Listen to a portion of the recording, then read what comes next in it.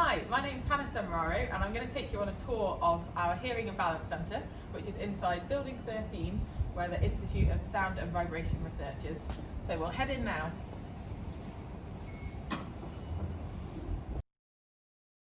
So we're now in the Hearing and Balance Centre, which is on the 4th floor, and we're going to start our tour by going through into the Skills Lab, which is an area that our students use for their clinical training. And on the way in, we have two rooms that are used for balance testing.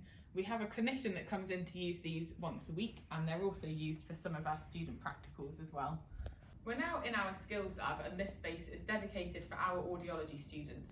Under normal circumstances, this room is open access for our students. They're able to come in and use the equipment. We mostly use it for small group sessions for your practical training, but we also sometimes use it for tutorials and for lectures as well. We have kit in here that's the same as what you would come across in clinical practice, and that gives you an opportunity to practice and learn on equipment before you go out into the real world on placement.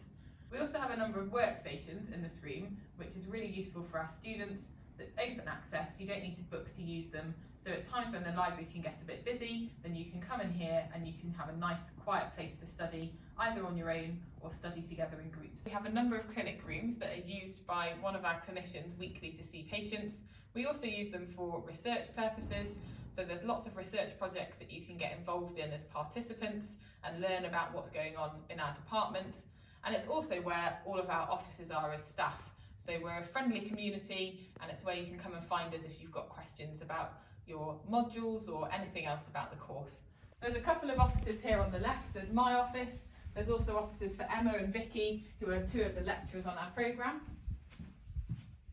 This room is set up specifically for testing children's hearing, and we have to do things a bit differently when we're testing children's hearing compared to testing grown-ups. So typically when we test a grown-up's hearing, we pop some headphones over their ears and ask them to press a button when they hear different noises.